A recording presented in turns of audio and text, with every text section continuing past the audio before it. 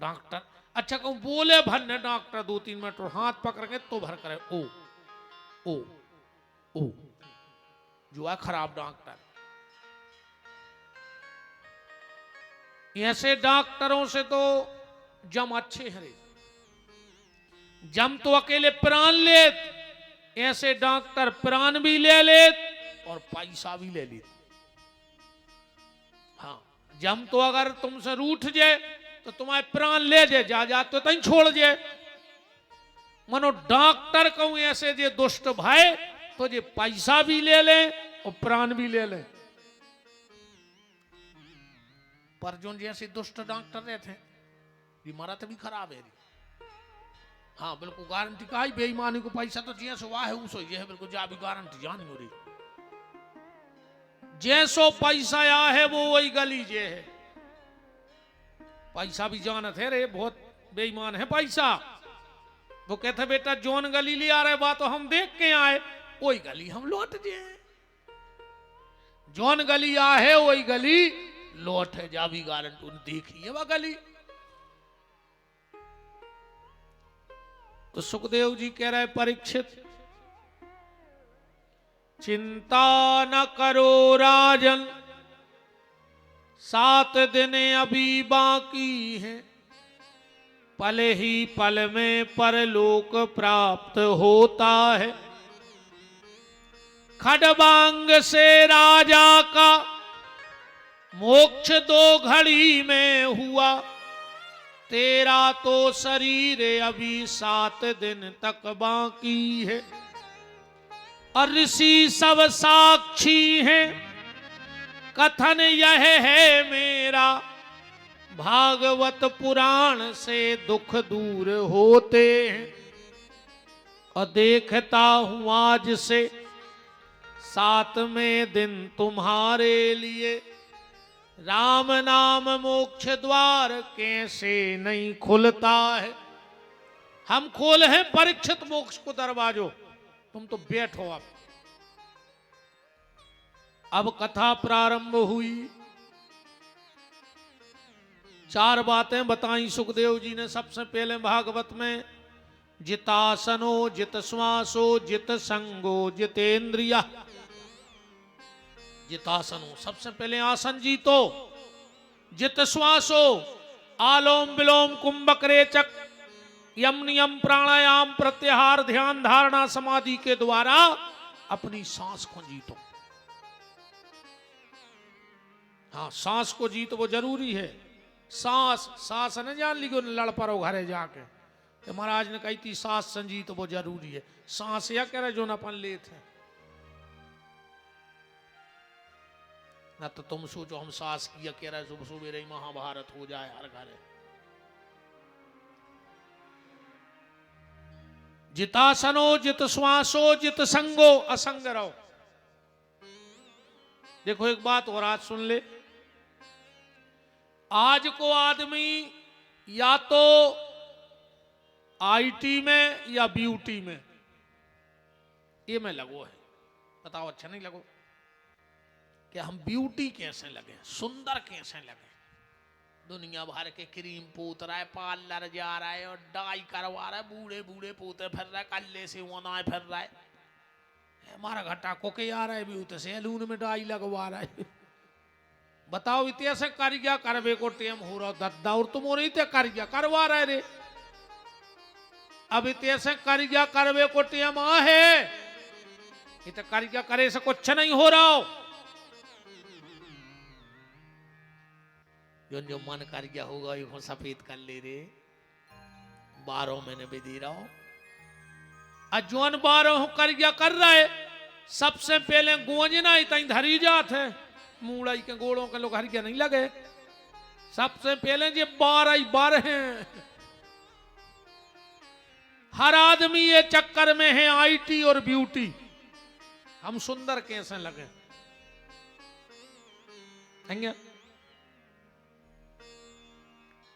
आदमी अच्छे कपड़ा पहन रहा हो कि हम दुनिया को अच्छे लगे। आदमी सुबह सोचा थे आज कौन से कपड़ा पहने ये मैं दुनिया में अच्छे लगे। कबों कबार जा भी सोचेंगे यार कि कौन सा कपड़ा पहने जिससे दुनिया को अच्छा लगे, और कभी कभी ये सोचना कि ऐसा कौन सा काम कर दें कि हम दुनिया बनाने वाले को अच्छी लगने लगे। एक आध बार तो भगवान को लगे कि मैंने तो मनुष्य बनाओ है, तो तूने एक काम तो अच्छो कर दो यार। हम कहते रहे भज्जारो जितने जने बैठे तुमसे कछु अच्छो ने बने, एक काम कर दियो राजा हरो, आज मंगल है, भगवान करे तुम्हारे जीवन में कबहू अमंगल नहीं आए, एक काम भर कर दियो ये साल। एक गांव में एक जने सुन लियो हमारी बात, दो चार गांव के तो बैठे हो जो, फिर एक भगवान ने तुम्हें पानी दो होए तो खेत में एक आध जगह भर दियो रे गन्नों के लाने, इतो तो कर ही लियो ने बजो रे मूंग, हम के तादे में मूंग बे लियो, जहां जहां ऐसो लगे किते गन्ने आउत हैं बैठत हैं, और अकेले गन्नों है नहीं, सब जानवरों पानी भर दियो रे भज्जा के आऊं, तुम पानी दो भगवान तुम्हें अनंत दे है, जा हमारी गारंटी कहा। गैया की बहुत बड़ी कृपा है रे, आदमी को पता है नहीं आवे, जो ना पता पर जे तुम ढूंढत फिर हो, हम कह रहे तुम भगवान ने ढूंढ हो, फिर तुम गैया ही ढूंढ हो, क्योंकि जहां गाय होती है वहां गोविंद को बुलाया नहीं जाता, वो अपने आप आता है। पहले शाम को घरे गैया आती, पीछे पीछे गोविंद आते, अब ने शाम को गज्जा आ रही न गोविंद आ रहे, अब तो आगे कुत्ता पीछे कुत्ता, दो ही कुत्ता डिंडू में बे आ रहे घर। जिमें जे बड़े बड़े आदमों के मोड़ी मोड़ा दद्दा इनकी जे हो जावे, हाफ सौ पहन लेते पेंट, शहरों में देखो जी तन्नक बाप मताई तन्ना नौकरी लग गई, चाहे चपरासी बन गया, फिर उनकी औलाद देखो तुम इतने स्टैंडर्ड में रहता दद्दा। हाँ, हाफ से पहन लेते वे पेंट, चप्पलें पहन लाई, और एक ले लो पिल्ला कुत्ता, और रोड पे निगज जा रहे दो जने, ये सो अकड़ के निगजे से बहुत बड़े आदमी के संग निगरा, कुत्तों के संग निगरा दद्दा। आदमों में आदमी बैठत हैं, आदमों के संगे आदमी जात हैं, अब तुम डिंडू में जे के संगे निगराए तो तुम्हारी कहा बे, कुत्ता घुमा भी को फैशन है, पहले गन्ने ले भी जाते रे खिर का ले आवे शाम, हम खुद जाते गन्ने करवे, और फिर डिंडू में के भागने जाए, सो जाते ढूंढ खिर का पहुंचते कि हमारी गज्जा ले आऊं ने, पहले गन्नों पे हो लड़ाई होती रे, अब गज्जा पे हो लड़ाई हो रही, पहले गन्नों पे हो अब गज्जा पे हो, है ना। तो हम कहते रहे अब जो कछु है सो है, इतो ही कर दियो यार, इतो अच्छो काम कर दो,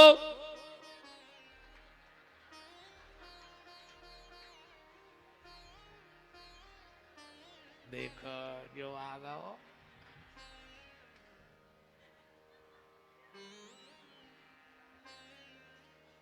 गज्जा नहीं निकरी कुत्ता न कर गो नहीं, इन्हीं को तो जल जला है। हरे राम।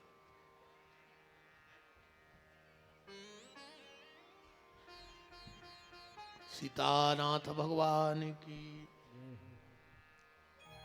तो कम से कम एक इतना अच्छा काम कर देना इस गर्मी में, भगवान ने अगर तुम्हें कुआं में, ट्यूबवेल में, नहर में जल दिया हो तो थोड़ा सा जल 10-20 गौ माता के लिए जरूर भर देना, इतो तो कर ही सकता अपन। परीक्षित सुखदेव जी कह रहे हैं बात चल रही है आईटी और ब्यूटी की, पर मेरा निवेदन है कि ब्यूटी के चक्कर में अपनी ड्यूटी न भूल जाओ। भगवान ने तुम्हें कुछ ड्यूटी दी है, पर आदमी अपनी ब्यूटी भूल के ब्यूटी के चक्कर में लगो है और ड्यूटी भूल गओ। अपनी ड्यूटी याद रखो, हम मनुष्य बने हैं तो हमारा कर्तव्य है उसको भी निभाओ। और देखो मेकअप की उम्र में, मेकअप की उम्र कब होत? जवानी में। मेकअप की उम्र कब है? जवानी में। तो हमारा निवेदन है मेकअप की उम्र में भजन करत रहियो, मेकअप की उम्र में भजन करो, बुढ़ापे में भजन नहीं होने, बुढ़ापे में तो चेकअप होने अकेलो। जवानी में मेकअप और बुढ़ापे में चेकअप, कबहू शुगर चेक, कबहू बीपी चेक, कबहू कोलेस्ट्रॉल चेक, कबहू चक्कर आ रहा है, अरे मैं तो चेक में चेक हो जाओ तो मर जाओ। बुढ़ापे में नहीं हुए भजन मजन, बुढ़ापे में तो चेकअप चेकअप। आतरे से बैठाड़े बेगमगंज में कहीं कहा के लिए पिताजी को तना चेकअप करवा भी गए थे। भजन तो मेकअप की उम्र में होते, चेकअप की उम्र में नहीं होत। बुढ़ापे में तो चेकअप ही चेकअप में निपट जाए। अभी तो परीक्षित जितासनो जित श्वासो जित संगो जितेंद्रिया, इंद्रियों पर विजय प्राप्त करो। अब श्री सुखदेव जी से परीक्षित ने पूछा भगवान ने दुनिया क्यों बनाई, क्या कारण था दुनिया बनाने का। श्री सुखदेव जी कह रहे परीक्षित ऐसा ही प्रश्न एक बार विदुर जी ने मैत्रेय जी से किया था। बोले जी विदुर जी को आए। सुखदेव जी बोले तुम्हारे पूर्वज ही समझ गयो परीक्षित, और अगर और गहराई में जाओ तो विदुर जी साक्षात धर्म के अवतार थे। कैसे? एक बार का भाव एक राजा के घर में चोरी भई, एक राजा के घर में चोरी हुई। चोर राजा के धन को लेके भाग रहे थे, पीछे से सिपाही आ गए। चोर तो घबरा गए कि सिपाही पीछे पड़े हैं। रास्ते में महात्मा मांडव की झुपड़ियां पड़ी।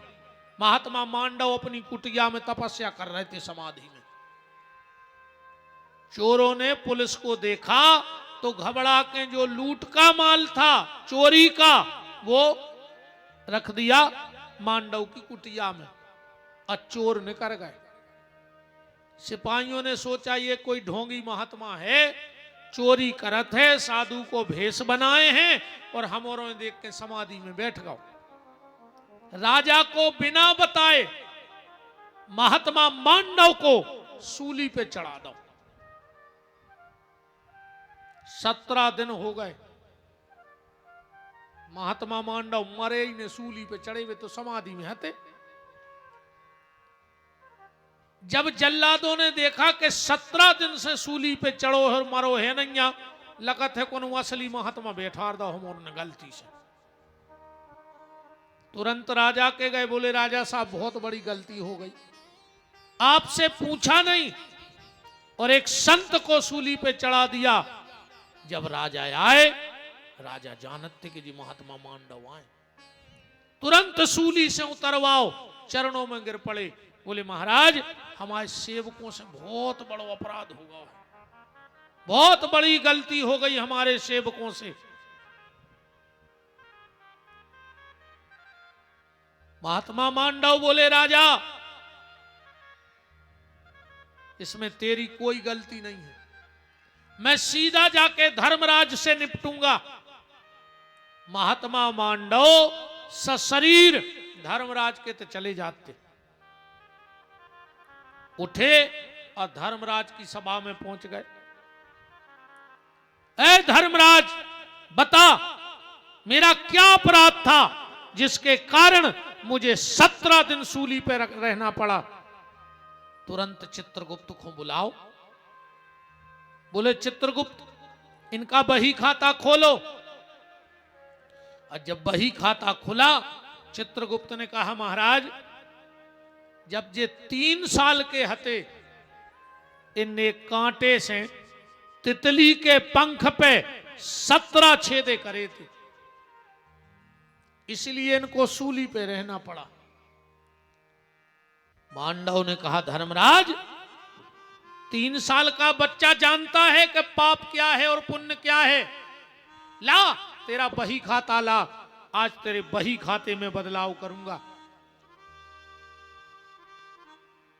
धर्मराज के कानून में पहली बार बदलाव भाव। मांडव ने क्या लिखा?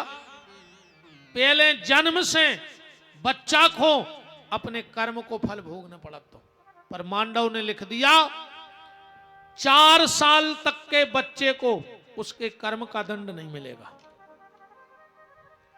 4 से 7 साल तक, 4 से 7 11 साल तक अगर बच्चा कोई अपराध करता है तो उसका दंड उसके मां बाप को भोगना पड़ता है। और 11 साल के बाद जो बच्चा गलती करता है उसका प्रायश्चित उसे स्वयं भोगना पड़ता है। लाइन पलट दी मांडव ने। धर्मराज तो समझ गए कि अब शराप दे हैं। पहले आदमी शराप को बहुत डरा तो रे, और अब गांव में जे कोई शराप दे देवे वो सबसे खास कहावत है। जे को डिंडू में शराब की जुगाड़ बना देवे वो सबसे खास। एक बात और सुन ले रे हमारी, जहां जहां के बैठे हो, अघेरी फिर रही हो तो मारा जो हमारे बाप को कुछ नहीं जा रहा हो। 2 जगह अगर तुम्हें कोई लुआ जान लगे, एक जुआ के फड़ पे और एक शराब के ठेका पे, तो जान लियो कि गांव में तुम को खटक गए। कहा है वो नहीं चाह रहा हो कि तुम रोटी पे रोटी धर के खाओ। सबसे बड़ो बेरी कहाओ जे को तुम्हें कलारी लुआ जाए, अजुआ के फड़ पे लुआ जाए, दुश्मनों में सबसे पहले को नाव चढ़ा दियो कि इसकी नजर में हम खटक गए, जो नहीं चाह रहा हो कि हम रोटी पे रोटी धर के खाएं। कैसे वो तो बर्बाद हो ही गओ। अब वो को जो लग रहा हो कि यार इनको अब अच्छो परिवार है, अच्छो घर चल रहा हो, अच्छी कमाई हो रही, ये को कैसे नष्ट करे। तो नष्ट करवे के 2 ही ठिकाने, एक कलारी और एक जुआ को फड़। राजकाल की तो दोस्ती दद्दा इन भैया हर की नए नए जे कहते तुम्हें दोस्ती की कसम है, एक पेक तो ले नहीं पा रहे। कछु कछु तो कहते ने पियो तो हम मरो मो देखो, हमने भाई ना हम तोरे मुंह पे लात धर के कुत्ता कैसी थुतरी को चारती तुम्हारी। तुम तो अब भाई मार जा दारूगा, हम आओ जा कया रहो। दोस्ती की कसम है, मारो मारा जा। ऐसे दोस्त मारा ही जाए दारूगा, बिल्कुल त्याग दियो ऐसी दोस्ती। अघेरी फिर रही हो तो खूब पियो। हरेन दारूओं को हो जात होते ही खतरनाक होते रहे दारूगा। एक जगह 4 आदमी पी रहे तेरे गरीब से समझ लियो हम के हैं कछु संकेत समझ जो है। 4 आदमी पी रहे तेरे गरीब से, एक बोलो यार कछु संखो हो तो, एक बोलो हमारे घरे बुकरा है, हमारी घरवाली उम्र पता नहीं पड़े हम उठा ले आ रहा है। अच्छा रे दरुओं की कसमों को कोई ठिकानो नहीं है। चाहे कि मूड पे हाथ धर ले दे, तुम्हें कौन की कसम खुआने में की मूड पे हाथ धर ले रात में पिंगे में। अब उन सरा जाएंगे दारूगा माने दारूगा इनसे कसम मर समय ने खुआएगा काय को जबर न पर मार रहा है उनके पीछे। चाहे कि मूड पे हाथ धर ले दारूगा, उन्हें कसम खा ली रे, वो बुकरा उठा ले आओ। अब जो गत है भाई से तुम्हारा पता हो अपन काय होगा जी कागत भाई हो गई वो बुकरा की गत। सवेरे गाओ वो घरे वो बुकरा बंदो तोरे खूंटाई से, उसको दिमाग खराब हो गो यार ये तो रात में हम ले गए थे जो बंदो। गुस्सा में घरवाली से बोले जो बुकरा कहां से आओ। बा बोली बात तो ठीक है जा बताओ, रात में तुम वो मोहल्ला को खजा कुत्ता बोरा में धर के ले गए थे वो कहां है। इन दरुओं को जो होश नहीं रहती कि हमने कुत्ता या खाओ कि बुकरा या खाओ। बहुत ही खतरनाक उतरे दरगाह। अब इनो गड़ जाए तो त्याग दियो, इससे ज्यादा बेइज्जती का हो जाए। सरकार बंद कर है ने कहा इसमें उसको मिल रहा हो टैक्स। सरकार के चक्कर में न रहो, सरकार दारू बंद करे है ही नहीं, ना सरकार बंद हो जाए। सबसे ज्यादा कमाई तो उनको दारू से दद्दारों है। बताओ, ये तो कानून भी कहो यार क्या खतरनाक है। नहीं को दो पग्गा बेचे सो बेच जाए, और जुन के बिल्कुल अला दलूल चल रही तो काश होता है घेरा हूं बंदे में। तो बहुत खतरनाक स्थिति है। इस सरकार के चक्कर में न रहो कि सरकार दारू बंद करे है, सरकार बिल्कुल बंद न करे है, तुम और बंद करने पर है, अपन बंद कर दे। ऐसी तो जो सत्यानाश करा था दारूगा, उनकी बारात में पहुंच गए, वो की सत्यानाश करे आए। ये के बाल बच्चों होतरे बोध नहीं से सपने सजाऊ थे कि हमारी मोड़ी की बारात है, हम मोड़ा की बारात ले जाइए, सो कर हूं सो कर। और इनने एक पग्गा फंसाओ रो के घरे गए और लड़ भड़के, ये तो कुत्ता से घरे भाग आए, वो की पूरी रात की सत्यानाश करे आए। हम तो जो अंदर मोड़ा मोड़ी को ब्याह कर हैं, चिटिया में छपवा है कि दारू पी के आए तो तुम्हारी अलग से पंगत की व्यवस्था है, लाई लोन की पनाई है, बिल्कुल स्पष्ट लिखवा है बिटिया के ब्याह में। विशेष में लिखो जात के विशेष बारात हमारे निज निवास से फलानी, हमारी बिटिया के ब्याह में लिखो जे विशेष। अगर तन्नक बसा गई तो 26 लाई लोन की को बने रज्जो, हम फिर निपट हैं। आज जो इन्हें ना हमारे घर है तो ना हमें बुलाने, तुम के तुम खास रिश्तेदार हो, सो लूघरा में जाओ, हमारी चिड़िया ने चढ़ गयो। अब तुमने भी कसम खा ले एक बात की तो हमारी आज जो अंदना बेटा बिटिया को ब्याह करो, कितना खास रिश्तेदार हो दरगाह मंच पे न चढ़त जो आशीर्वाद देवे, सत्यानाश हो जाए तुम्हारे मोड़ा मोड़ी। इनको तो आओ पंगत करो, कुत्तों हाई डार दे जनवासे में सुधरे ने मंच पे न चढ़त जो जाए, फूफा हुआ चाहे जीजा हुआ चाहे मम्मा हुआ, 6 आदमी पड़ा सो खचोर रहे जीजा को, कई आशीर्वाद दुआ दे। उसे खुद ने तो नहीं बन रहा दरगाह, वो खुद मरद फिर रहा, वो आशीर्वाद दे है दारूगा।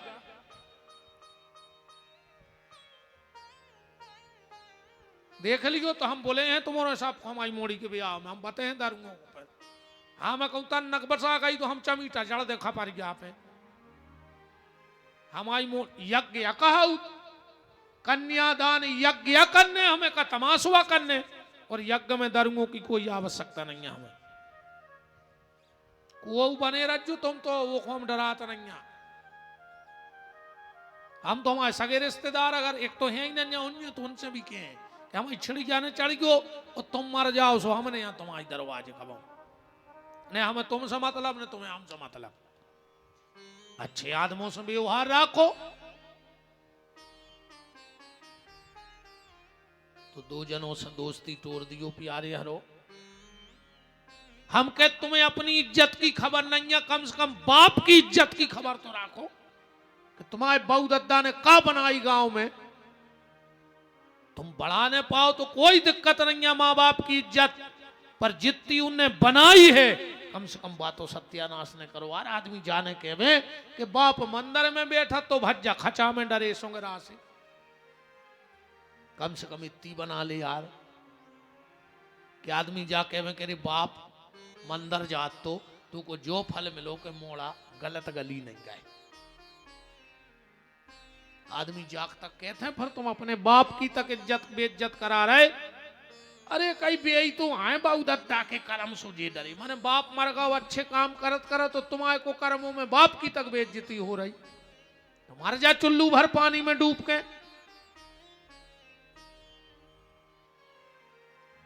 बिन छोड़ है मानो दद्दा हरे हम जानत है। अब तो उनने कसम खा लेंगे कि अब हम माँ बाप की इज्जत बने हैं। बात चल रही थी श्राप की, धर्मराज समझ गए कि अब हमें श्राप मिलने वाली है, तो बोले हे मांडव हमें 3 श्राप मत देना। 3 कौन? पहली श्राप हमें राजा होने का श्राप मत देना, क्योंकि राजा होना अच्छी बात नहीं है। जिस राजा के राज्य में प्रजा दुखी होती है उस राजा को उसका प्रायश्चित भोगना पड़ता है। दूसरा, दासी पुत्र, मुझे दासी पुत्र होने का श्राप मत देना। और तीसरा, मुझे चंडाल होने का श्राप मत देना। महात्मा मांडव ने हाथ में लिया जल और कहा, धर्मराज, मैं तुझे श्राप देता हूं, तू तीनों शरीर एक ही बार लेके जे है। धर्मराज 3 शरीर लेके एक ही बेर आए। सबसे पहले राजा युधिष्ठिर बन के आए। युधिष्ठिर को आए धर्मराज युधिष्ठिर। दूसरा श्राप था दासी पुत्र, सो धर्मराज बने विदुर। विदुर भी धर्म ही को उतारे आए। और तीसरे बने स्वपच चांडाल भक्त, धर्म ही बन के आए थे। वाल्मीकि स्वपच की कथा आपने शायद सुनी हो, युधिष्ठिर की तो खूब सुनी है, विदुर चरित्र खूब कहते हैं विद्वान। ये स्वपच भक्त एक मेहतर जाति में बहुत उच्च कोटि के भक्त भय हैं स्वपच। इनको पता कब लगो पता, एक दिन जब पूरा महाभारत का युद्ध हो गया, भगवान रात में कमरे से निकले तो क्या देख रहे हैं कि युधिष्ठिर पूरे में घूम रहे हैं। भगवान बोले, दाऊ सोए नैया। युधिष्ठिर बोले, प्रभु जौन दिन से हमारा तिलक भाव है, राजगद्दी मिली है, या कुर्सी हमें धिक्कार रही है, या कुर्सी कह रही धिक्कार रे युधिष्ठिर तुम्हें, हमें पावे के लाने तुमने जोन पितामह की गोदी में खेले ओ खो मारो, सगे भैया कर्ण को मार दो, जोन गुरु से तुमने शस्त्र विद्या सीखी तुमने वो द्रोणाचार्य को मार दो, खाली हमें पावे के लाने। धिक्कार है रे युधिष्ठिर तुम्हारे लाने। कुर्सी को नशा बहुत खराब होत भैया, दारू को नशा कम है रे कुर्सी के नशा से, बहुत ही खतरनाक होत। अच्छा एक बात है, देखो कुर्सी मिल गई वो सोत नहीं आ, और जे की चली गई वो भी नहीं सोए। कुर्सी वाले को नींद कबू नहीं आए। जे की चली गई वो 5 साल ए चक्कर में नहीं सोए कि कौन कौन के हाथ जोड़े के वापस मिल जाए। अजय को मिल गई वो 5 साल हाथ जोड़त फिरत के चली न जाए, चली न जाए, सो नींद दोई की चली जाए। बहुत खराब है कुर्सी को नशा। हम नाव तो नहीं बता रहे एक जगह की सत्य घटना है, नाव ऐसा नहीं बता रहे कि तुम्हारों की रिश्ते में रिश्तेदारी भाई तुमने फूंक दी उते, तो वो हमसे लड़के हमने तुम्हें घर के जान के बता दी, तुमने मंच पर रखड़ दी।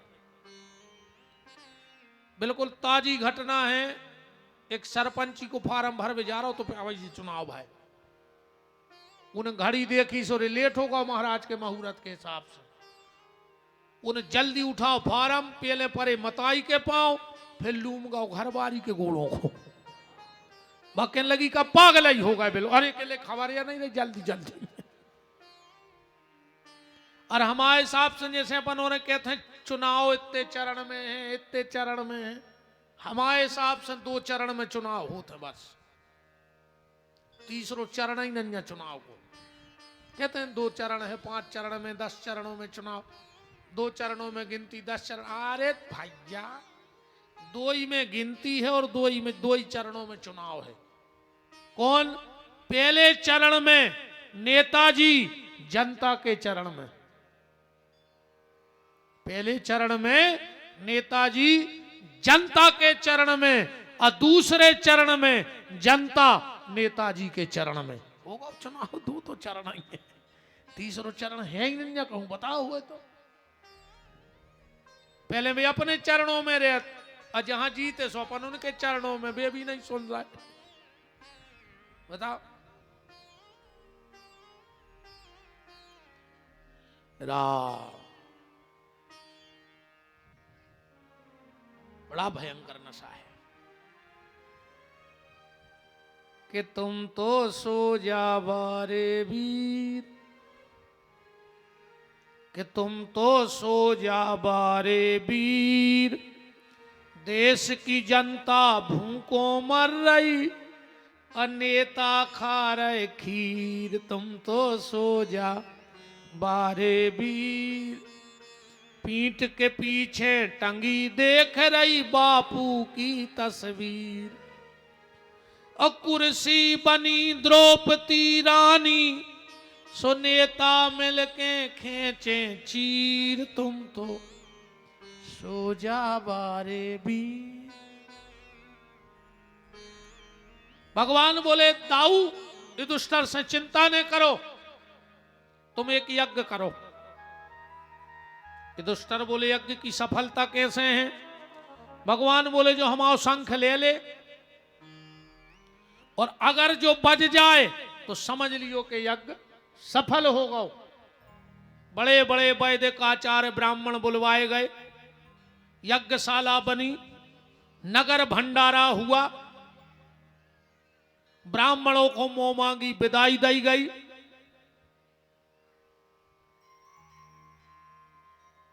ब्राह्मण चले गए, धीरे धीरे यज्ञ की अग्नि ठंडी पड़ने लगी, पर शंख ने बजो। युधिष्ठिर पहुंचे, बोले प्रभु आपने जो कही हमने उससे ज्यादा करो, पर यज्ञ का शंख नहीं बजा।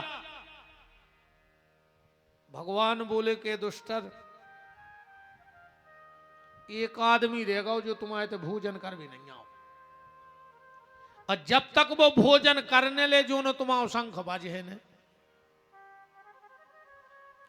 युधिष्ठिर बोले ये सो को है? भगवान बोले युधिष्ठिर जित तो तुम पांच ही भंजों को भजन है वो अकेले को है, पर उन्हें हमसे कही थी कि को उसका जुने हम तो गुप्त में भजन करने हैं। युधिष्ठिर बोले बताओ प्रभु हमारे राज्य में तो बड़ो भक्त, क्या नाम है? बोले स्वपच वाल्मीकि। युधिष्ठिर बोले जाओ नकुल बुला के ले आओ। नकुल गए, हल्ला मच गया पूरे में, अरे महाराज नकुल आ रहे हैं। सुपच भगत तो रोड पे डरी, महाराज हमें बुला ला हो तो तुम काहे आए? बोले सुनो तुम्हाओ न्यो तो है, कल हम आए थे और भैया ने बुलाओ है।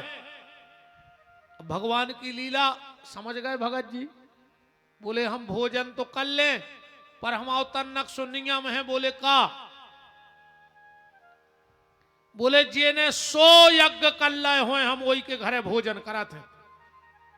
अरे नकुल बोले ये कहीं को तो शंख नहीं बज रहा, तुम दाएं 100। ठीक है हम भज जाए बता दें। भगत जी बोले पीछे पांव ने धर गयो ना सिर के टुकड़ा टुकड़ा हो जाए। और नकुल न कही जा भाव और बन गई हमें। सहदेव गए, जो आई प्रश्न सहदेव से। अर्जुन गए, भीम गए, युधिष्ठिर गए, पर को उन्हें लौटोगे तो तई पुतरा से ठाणे लेन से। द्रौपदी बोली कि भैया पांचों पति गए लौट के नहीं आए, चलो अपन चल गए। भगवान बोले चलो बहन। जैसे ही पहुंचे द्रौपदी बोली कि महाराज चलो हमारे घरे भोजन करवे। भगत जी बोले कि महारानी जू भोजन तो हम कर लें, पर जे ने 100 अश्वमेध यज्ञ करे हुए हम के घरे भोजन करत हैं। द्रौपदी बोली हम आए हो गए 1000, तुम कह रहे 100। पांडव ने सोची जो अंदना मोरे घरे आई सत्यनारायण की कथा नहीं बची, 1000 यज्ञ कब करत रही पनवेशनी, कब करे यज्ञ? द्रौपदी बोली अब ही हो गए। बोले कैसे? द्रौपदी बोली शास्त्र में लिखा है कि संत मिलन को चालिए तजे माया अभिमान, और ज्यों ज्यों पगे आगे धरे सुकोटन यज्ञ समान। संत से मिलने जाओ तो एक एक पग पे यज्ञ को फल है, और आप तो संत हो जे कि भगवान तारीफ कर रहे, वही संत ने कहा होगा। भगवान बोले वाह बहन वाह, द्रौपदी को अहंकार होगा कि देखो पांचों पांडव हार गए, हम जीत गए। भगवान ने फिर इशारो करो वाल्मीकि जी की तरफ। द्रौपदी बोली चलो। वाल्मीकि जी बोले हम इच्छा भोजन करें का करा सकत। द्रौपदी बोली करा दे। तो भगत जी बोले सुनो, तुरंत बीज बाऊ जाए, तुरंत पेड़ो हो गए, तुरंतों में फल लगे, तुरंत पक जाए, अपने आप टूट के गिर जाए, वो की चटनी खे। अब बताओ यहां से हो सकत। अब भाई बीज बाओ, अब भाई पेड़ों ने करे आए, अब भाई वो में फल लग जाए, तुरंत ही पक जाए, यहां से हो ही नहीं सके। भगवान बोले चलो हो जाए, ये दुष्ट रहते आओ, आगे हाथ बढ़ाओ और कहो कि आज तक अगर हमने धर्म का रास्ता ना छोड़ा हो तो तुम्हारे हाथ पर एक बीज प्रकट हो जाए। ये दुष्टर बोले आज तक अगर मैंने धर्म ना छोड़ा हो तो मेरे हाथ पे एक बीज आ जाए, सो एक बीज प्रकट होगा। भगवान बोले भीम ते आओ, तुम कहो कि आज तक तुमने अगर किसी को पीठ ना दिखाई हो तो जो बीज बढ़ जाए। भीम ने कही सोरे बीज बढ़ गओ, पेड़ों बन गओ। भगवान बोले ते आओ अर्जुन, तुम कहो कि मैंने कभी किसी शत्रु से भय ना माना हो तो इस पेड़ में फल लग जाए, फल लग गओ।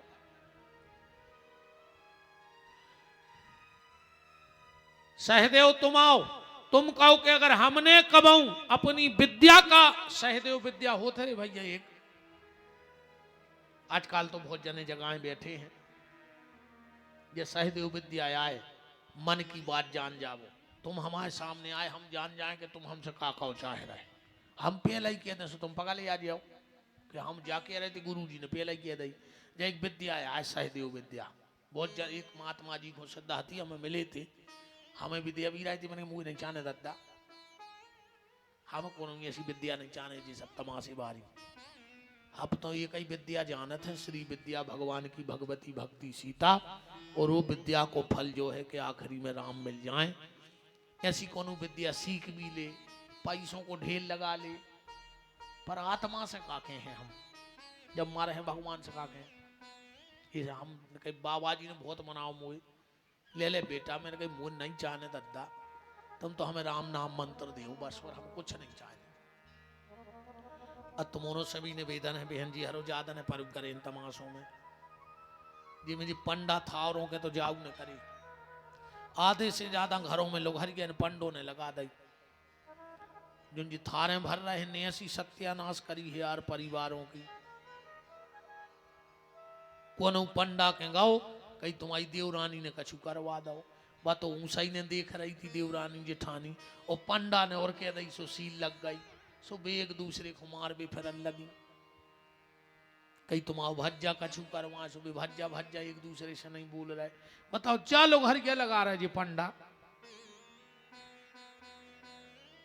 एक आध को आठ हो यार, तो आओ तो आज हो जाए तई बब्बा के सामने। तुम्हारो यहाँ थे खूब दुर्गा, हम गा रहे भगत को आ जाए एक आध, तो पर हम देख लाए आज गाय एक आध भगत, मनो खबर राखी दुर्गा आई तो हमें काल भेरू चढ़ा सब भूल जाओ, पूरी विद्याएं भूल जाओ जितनी आत होंगे। हमें तो जो सब करने नहीं ढोंग पाखंड ना हम बताओ थे। हनुमान जी की कृपा तो बहुत है, मनो हमें सिर्फ सीताराम जपने हैं अब जिंदगी में, ने हम गड़ा ने भाबू ये सब कोई मतलब नहीं है। भगवान से प्रार्थना करो वे अच्छे करें, पर बेन जी हरो तुमसे हाथ जोड़ रहे हम, इन पंडो मंडों के चक्कर में परियुथावरों के अपनो परिवार बर्बाद न करो। आधे से ज्यादा लोग हर के लगा दे इन पंडों ने घरों में, भज्जा भज्जा को बोलन नहीं दे रहे, देवरानी जेठानी को बोलन नहीं दे रहे, बिल्कुल न परो। देवरानी के काम है तुम हो, तुम्हारे काम है देवरानियां है। एक पंडा एक खुंझार रहो तो कह लगो आताल बांधू पाताल बांधू, जो आ गई घर वारी कह लगी वे गई बांध दे, जो छुट्टा फिर रही आताल पाताल तो बाद में बांध क्यों, घर के ढोर तुमसे बन नहीं जाए, तुम पाताल बांधो। ठीक। सहदेव ने कहा अगर मैंने विद्या का अहंकार नहीं किया तो ये फल बड़ा हो जाए, सो फल बड़ो होगा। नकुल बोले ते आओ तुम कहो कि तुमने अगर भंजों में कबू भेद न करो होए तो जो फल पक जाए तेरे वो फल पक गो। भगवान बोले द्रौपदी ते आओ अब तुम कहो कि अगर 5 पतियों के अलावा छठवें पुरुष का मैंने ध्यान ना किया हो तो जो फल पक गो है टूट के गिर जाए। द्रौपदी बोली अगर मैंने 5 पतियों के अलावा कभी छठवें पुरुष का ध्यान ना किया हो तो ये फल टूट के गिर जाए, तेरे वो पेड़ो ही गोल होगा। फल मल तो ठीक है, पूरा पेड़ गोल होगा। भगवान बोले द्रौपदी बोली नहीं भैया, मैंने कभी छठवें पुरुष का ध्यान किया ही नहीं। भगवान बोले फिर पेड़ों का कहां? द्रौपदी बोली नहीं नहीं भैया। द्रौपदी बोली हां कन्हैया याद आ गई। बोले क्या? बोले जब हमारा स्वयंवर हो रहा हो तो पांडवों के पहले कर्ण आ गओ तो वो कर्ण इतना खूबसूरत हतो, दूसरो सूर्य हतो। बोले कर्ण को देख के हमारे मन में लगी थी कि काश मछली की आंख का भेदन ये पुरुष कर दे तो ये मेरा पति बन जाए। भगवान बोले अब जा कहो कि 6 पुरुषों के अलावा। द्रौपदी बोली 6 पुरुषों के अलावा अगर 7वें पुरुष का ध्यान ना किया हो तो पेड़ों लौट आए, फल गिर जाए। अरे बुआ उन्हें पेड़ों। भगवान बोले अब। द्रौपदी बोली अब न मान हम आपके। भगवान बोले और खबर करो। द्रौपदी बोली नहीं भैया वो पेड़ों काएगा जब तुम जानो, पर 7वां पुरुष कभी ध्यान में नहीं आया। भगवान हंस के बोले बहन मुझ परम पुरुष को भूल गई क्या? द्रौपदी बोली भैया तुम तो 24 घंटा ध्यान में हो। द्रौपदी को इतना भजन हतो कि जब द्रौपदी को एक बाल भी टूटत तो बाल में से आवाज आती कृष्ण कृष्ण कृष्ण। ये से भगवान बेने कहते सखी। पेड़ आ गया, भोजन बने, स्वपच भगत ने भोजन करे। अब भोजन करके घरे चले गए, मनो शंख ने बजो। मेन तो शंख की बात थी, शंख नहीं बजा। ये दुस्तर जी बोले काय प्रभु तुमने वो हल्के से आदमी के हमारे पूरे घर से हाथ जुड़वा दाए, हमारे पीछे फिर रहा है उसके हाथ जोड़े। अब वो रोटी तक खा के चलोगा और शंख बजो नहीं। और तुम कह रहे थे वो भोजन कर जैसो शंख बजे। भगवान ने आंखें तिरछी करके कहा दुष्टर अगर आज तेरी जगह कोई और होता तो शायद मैं माफ ना करता। आज मेरे भक्त का तेरे घर में अपमान हो गया इसलिए शंख नहीं बजा। ये दुष्टर बोले अपमान किसने किया? द्रौपदी बोली हमसे होगा अपमान। कैसा? बोले मैंने 56 प्रकार का भोग बनाया और तुम्हारे भगत को परसो उन सब मिला के खा लो भुजी बना के। हमारे मन में आ गई कि गरीब आदमी बाप राज खाओ है नहीं, वो का जाने स्वाद, वो भुजी बना के खा गाओ। भगवान बोले पूछो उसे अब कि उसने भोजन मिला के काय करो। द्रौपदी बोली भगत जी तुमने भोजन मिला के काय करो? भगत जी बोले कि माता जी जैसे ही तुमने भोजन परसो और हमने भगवान को लगा दो भोग। तुम्हारों से भी निवेदन है रे भैया,